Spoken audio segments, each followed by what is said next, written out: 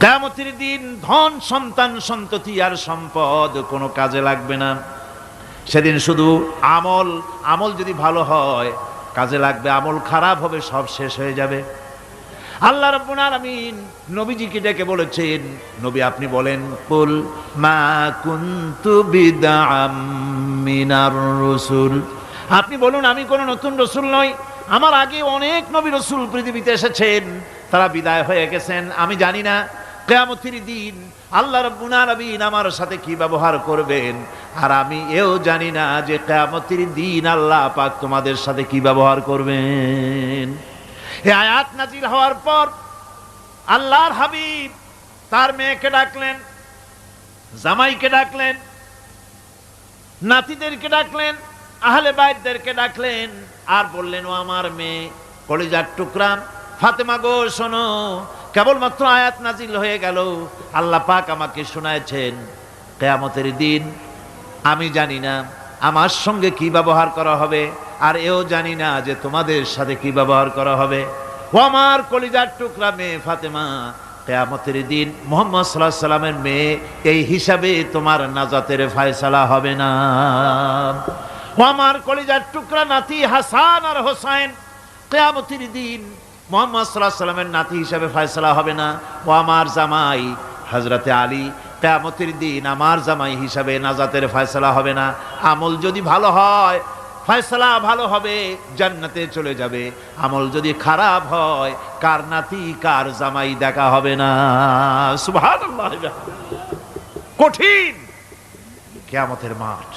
এই পরকালের বিশ্বাস যদি কলিজার মধ্যে ঢোকে মানুষ ভালো হয়ে যাবে। কোন সুবহানাল্লাহ। আপনাদের দৃষ্টিতে পারবে। কথার জবাব যে দিলেন না, পুলিশে কি মানুষের চরিত্র ভালো বানাইতে পারবে? পুলিশের চরিত্র ভালো বানাবে কেডা? সেটাই তো কথা।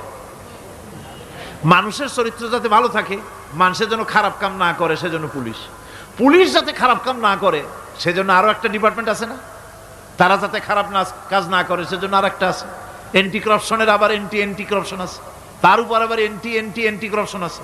এন্টিটার অভাব নাই। সুতরাং পুলিশ দিয়া, বিডিআর দিয়া, আর্মি দিয়া মানুষের, দেশের, জাতির চরিত্র ভালো বানানো যায় না।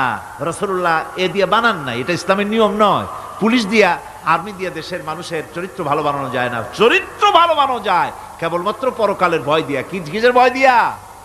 ওই যে মক্কার জীবনে ওই সমস্ত মানুষগুলি যারা চুরি করত, ডাকাতি করত, জেনা করত, বদমাশি করত, যারা শয়তানি করত, যারা মানুষকে খুন করত, এই মানুষগুলি এত ভালো হয়ে গেল, যারা চুরি ছেড়ে দিল, ডাকাতি ছেড়ে দিল, জেনা ব্যভিচার ছেড়ে দিল, এত ভালো হয়ে গেল, পৃথিবীর মধ্যে সেরা মানুষ তারা হয়ে গেলেন। জোরে বলেন সুবহানাল্লাহ।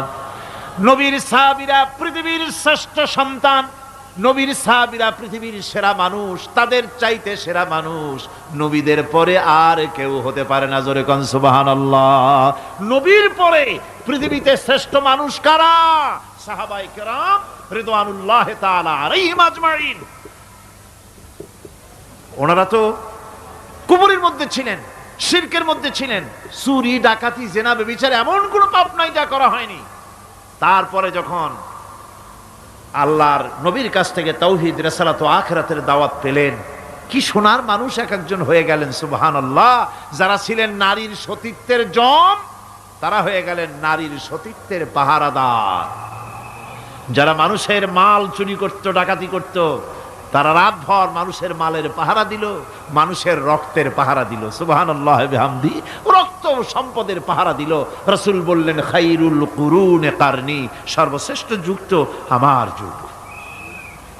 বন্ধুগণ, এরপরে একটা জীবন আসবে ওই কিয়ামতের ময়দানে।